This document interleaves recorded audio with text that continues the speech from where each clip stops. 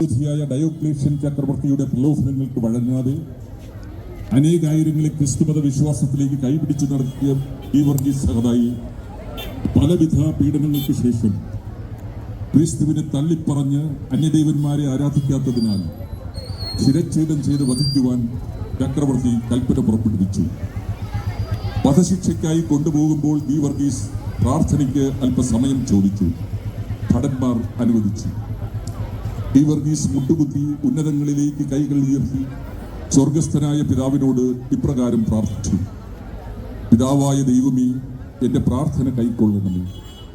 എന്നെ കൊല്ലുവാനായി പലരും ഒരുങ്ങി നിൽക്കുന്നു. ഞെരുക്കത്തിലോ ഭയത്തിലോ എന്നെ കൊല്ലുവാനായി പലരും ഒരുങ്ങി നിൽക്കുന്നു. ഞെരുക്കത്തിലോ ഭയത്തിലോ ആയിട്ട് എന്റെ നാമം ഓർക്കുന്ന എല്ലാവർക്കും നന്മയുണ്ടാവുകയും ദുരാത്മാക്കൾ അവരിൽ നിന്ന് നീങ്ങിപ്പോവുകയും ചെയ്യണമേ. വായുവിൽ മേഘങ്ങൾ കട്ടിയായി കൂടുമ്പോൾ ഒരുവൻ എന്റെ നാമമോർത്താൽ തോട്ടങ്ങളിലും വയലുകളിലും കൽമഴ ഉണ്ടാകരുതേ.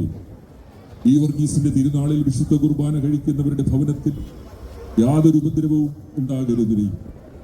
അവന് കുരുടനും കൊഞ്ഞയുള്ളവനും തളർന്നവനും ചെകിടനും ജനിക്കരുതേ. സാത്താനാൽ അവൻ ഉപദ്രവിക്കപ്പെടരുതേ. അനുഗ്രഹമുള്ള ദൈവം നീയാകൊണ്ട് അവന്റെ പാപങ്ങൾ അവനോട് ഓർക്കുകയും അരുതേ. തിരുനാമം നിമിത്തം കരുണ ചെയ്യണമേ. ആമേൻ. പരിശുദ്ധനായ ഗീവർഗീസ് പ്രാർത്ഥിച്ചപ്പോൾ ഉയരങ്ങളിൽ നിന്ന് ഒരു അശരീരി ഉണ്ടായി: ഗീവർഗീസേ, നീ ഇവിടേക്ക് വരിക.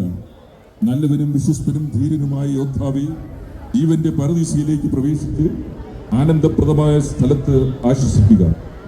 ഞെരുക്കങ്ങളിൽ അകപ്പെട്ടു പോയവർ നിന്റെ മധ്യസ്ഥതയിൽ എന്റെ നാമമോർത്താൽ സകല ഞെരുക്കങ്ങളിൽ നിന്നും രക്ഷപ്പെടുമെന്നും ഞാൻ നിന്നോട് പറയുന്നു. എന്തെന്നാൽ ഞാൻ അനുദപിക്കുന്നവരുടെ ദൈവമാകുന്നു. ഹലോ.